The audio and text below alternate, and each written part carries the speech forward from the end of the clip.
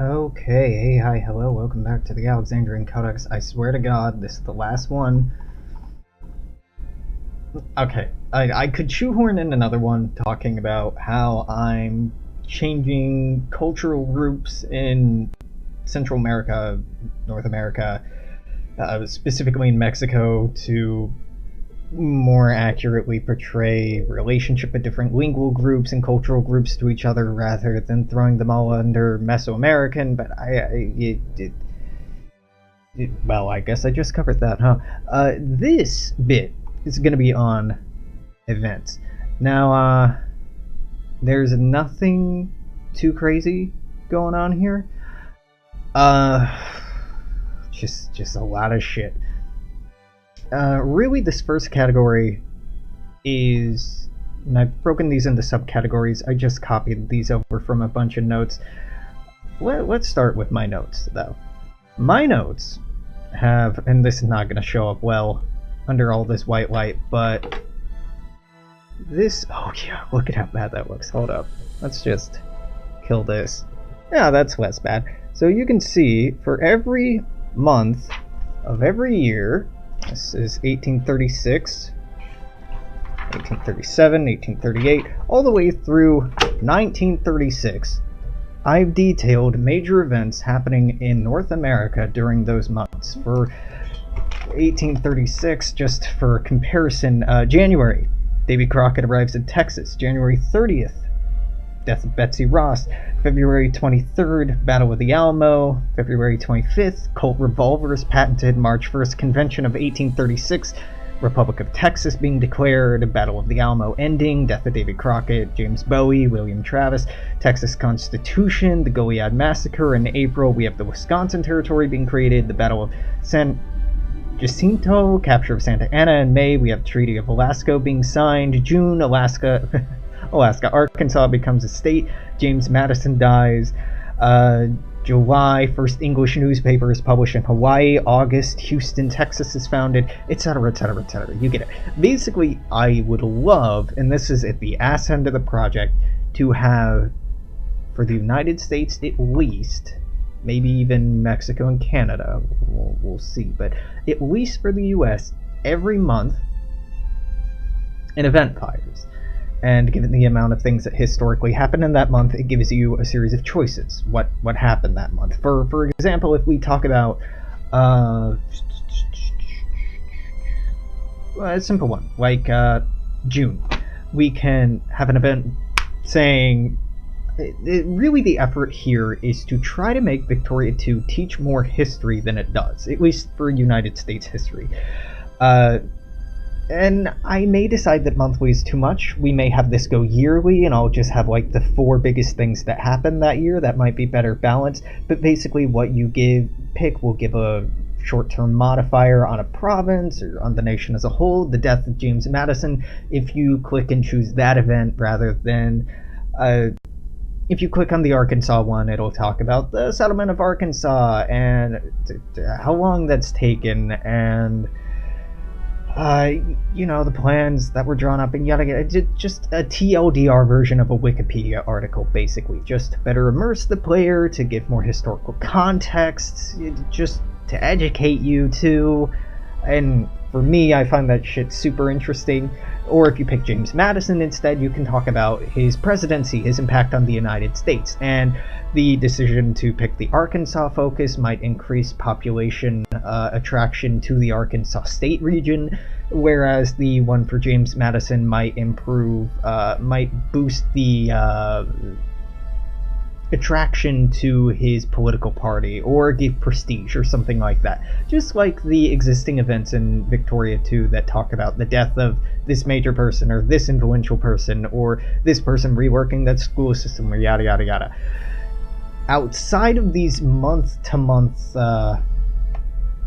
events, there are some more major ones that are super, super impactful, and I've mostly tried to do this historical railroading up until the Civil War, because the way Victoria 2 essentially works is you are railroaded into the Civil War, and then after that the game really opens up and lets you do a lot more. So I'm kind of taking that as a cue for like that far into the game, 30-ish years into the game, is going to be where things open up and ease up a little bit. I may end up going yearly on this. It'll be a lot easier for me if I just code one yearly event rather than 12 a year. So well, that's an ass into the project idea. This is just a list of things I want to include in decisions or events. Not all of them will. I talked a little bit about some of these with like resource changes, but the Toledo War was a big deal in 1836, deciding on the borders of Ohio, Michigan, and Ohio and Michigan. Yeah, that's right. Today was it just those two? I think so, and. Maybe just including a little blurb about that and introducing the idea there. I'm not going to go through all of these. It would take a fucking long time, but this is a general idea of how many more events I want to be including. A lot of these are all revolts in Mexico. I was talking in a previous video about how unstable Mexico was in the 1830s, 1840s. Well, this should really give context to that. 1835, Texas revolted. 36, California. 37, Sonora. 39, Tabasco. 38 had the Pastry War, which was France, I think. 1840, Rio Grande. 1840, Yucatan. 1841, Texas sent an expedition to Santa Fe to try to take New Mexico. It failed, but there you go. 1842, Mexico then declared war on Texas again. 1842, etc., etc., etc. You get it. By the time the Mexican-American War is happening, Mexico's been battered for decades, literal decades, with revolts and wars of different varieties. So this should help get things more on track. The Patriot War of 1838, God, I can't remember what this is.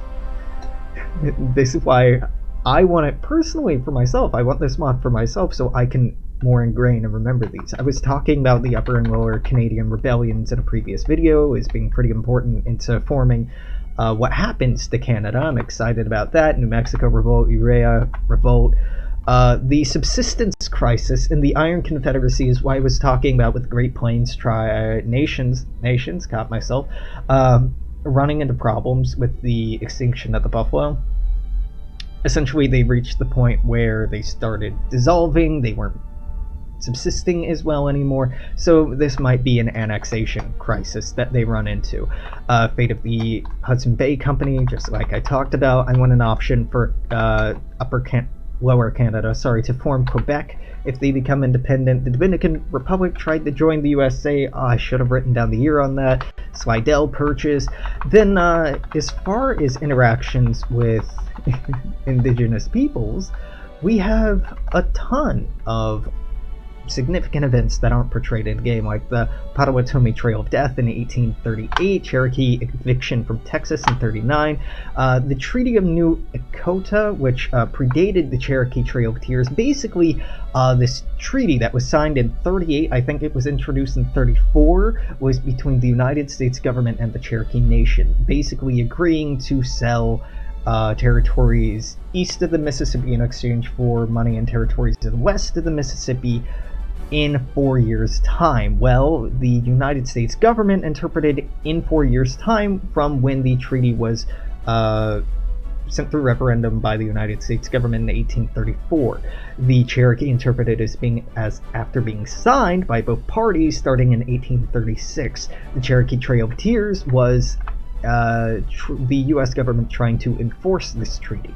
So you can ideally, this event will set it on a timer, whether it'll be an amicable passing of ways and pushing this move back to 1840, possibly with some prestige loss or something like that, or if you enforce it, gain prestige but lose population.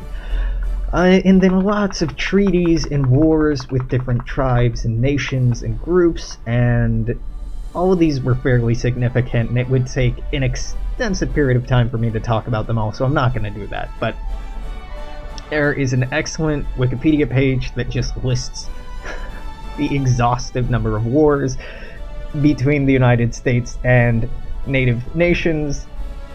Look it up if you're looking for a sad time. You'll find it. I want some disease. I want some disease, some outbreak events. HFM and HPM do some pretty good jobs of introducing some random disease events, and I think there's a couple in Victoria too, but I want to introduce 4 in particular that were major impactors in North America. The 1837 Great Plains smallpox outbreak decimated, and by decimated I mean like more times over than killing a tenth, kill like a third or more of the population of the Great Plains, and this was not the first outbreak to do it. Because it's smallpox, a player in 1836 or 1837 could have a decision to pass on the smallpox vaccine to the Great Plains tribes. If the United States decides to do this, they will not be affected by the population loss, which will make them harder to outright conquer, but would be a source of prestige, potentially, but also might help the tribes westernize. And if they fully westernize, I think that might exclude them from being annexed from the mechanics I've talked about previously, and might introduce more complexity there. So it's, do you want prestige now and maybe make taking those territories harder, or do you want to do the horrible thing of just turning around and ignoring it like we did historically, and taking advantage of a weakened position? Second cholera outbreak and the third plague outbreak were, they had some effect on the East Coast. I think some make their way inland as well, but they're notable. The Spanish flu, obviously, was a huge deal, and it's crazy that it's not portrayed in the game, so that should be introduced. Though I'm iffy on if I'm going to include this, because worldwide implementation of this is really important. Really, most of these is pretty important, and your boy don't want to do it. Now, this category breaks more into the United States is really interesting to play as until the end of the Civil War. There's a ton of events that really flavor the slavery debate, the ongoing schism in America, battling for the very soul of the nation and the ideology moving forward, the fate of untold millions of people, and pretty big deal, right? But after the Civil War, it can often feel like, now what? Historically, in the latter half of the 1800s and early 1900s, God, I got that wrong. 1800s, 1900s, not 18th century, 19th century yet. There was a big syndicalist and socialist movement in the United States. Not any bigger than any other modernized nation, but it was pretty notable. And the struggle between capitalist and socialist ideologies in the United States really was a defining characteristic of the last couple of decades of the 1800s. The game does not portray that at all. The Gilded Age is kind of just brushed over, and this very defining point in choosing the path that America would take through the 20th century just gets left behind. Edward Bellamy's Looking Backward should be fucking required reading because of how impactful it was. His Looking Backward book, for a decade after, inspired what were called nationalist clubs, where people got together and imagined a socialist utopia version of America and ways to transition towards that. Now, Looking Backwards was pretty idealistic. He followed it up in 1897 with a book called Equality, I think, which built on it more. I have other people like Norris Hillquit, Victor Berger, Marx writing for Horace Greeley's New York Daily Tribune, stuff like this. Revolutions of 1848 having their exiles sent to America. The 48ers, as they were called, were liberal revolutionaries in Europe, in Germany and France, etc., mostly German, exiled to the United States, and a lot of them went on to help organize labor parties, labor movements, and other really important fundamental institutions in the United States. And if it weren't for the revolutions, they never would have made their way over. So I'd like to introduce that in the game through a migration attraction bonus to certain countries, or just overall, as well as an ideology shift through that time period. As it's portrayed right now, the revolutions of 1848 are largely a European affair in the game, and by that I mean entirely a European thing, and showing the repercussions of that on a larger global stage, particularly on an American one, seems important. Um, yeah, Charles Fourier, French, in his idea of utopian socialism was actually really impactful with quite a number of experimental communities in the United States. Basically, the idea was that it was early communism, and I mean like commune as a word dash ism, not Marxism. Folks would get together, work together, share everything, and need for naught. And it didn't work so well in the context of the United States because the United States is largely a capitalist system. Technology at the time maybe wasn't up to snuff, and their planning methodologies left a lot to be desired. But still, it's a super interesting period of history, and ideologically, a very impactful idea at the time that isn't modeled into the game yet. The first May Day parade and the Haymarket Affair were huge events, huge. Hence why we still have Labor Day or May Day today and Labor Day today. So that inclusion is important. 1877 Great Railroad Strike is huge. The Cooperative Commonwealth. Eugene Debs, for the love of God, needs to be included, as should William Haywood. The Pullman Strike, it was huge. There were tons of other strikes that I don't have in here that were less nationally impactful, but were very locally impactful. Just having a few introduced to the game to help get socialism moving in the United States and to show that it wasn't, like, non-existent seems necessary. Oh, and the, oh god, I can't remember exactly when, but the Socialist Party in the United States isn't created as an entity in the game until, I think, 1870? Which isn't entirely accurate. There were socialist political parties prior to 1870 in the United States, starting with the American Labor Union in 1853. So this pushes back how early you can use the improved party loyalty to socialism, where it starts growing in the upper house, where it starts becoming electable and notable, to 1853, 20 years earlier.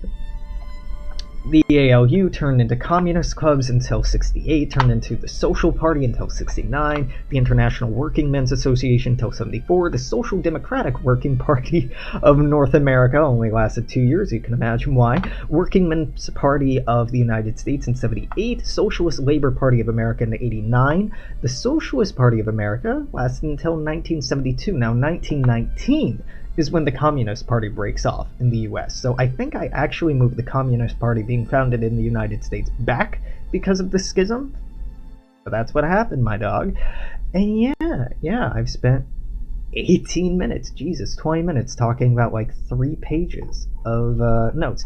So, short version. Dozens of new decisions. Political party changes. Culture changes. Yearly or monthly decisions where you get a little bit of autonomy in flavoring your nation, flavoring what happened based on what actually happened. Okay, let's do that. Flavoring your country and play and based on, yeah, my articulation's dying, dog. You know, you were here, you listened, you know what was up. Yeah, you hear me? Yeah, we're good. Yeah. Now, truth be told, I only have these monthly and yearly things up to, 1861? Because it gets a hell of a lot harder to track after that. Yeah. Let me know if there's any other topics you're curious about. There's a shit ton that I'm working on. I could do another video on translating census data to POPs and quality control of census analyses. I'm not gonna make you suffer through that. It's a lot. it's fun in a weird way, but just take my word for it. Yeah, until tomorrow or later, whenever. I've been me, you've been you. Thanks for stopping by. Make sure to comment, share, like, subscribe. Hopefully this project will be moving along swimmingly soon. And if not, I'm sure I'll be streaming some other shit. I'm finally mostly settled into my new place, so hopefully we can get back in the habit. We'll find out. Till then, toodaloo, take care. Bye bye.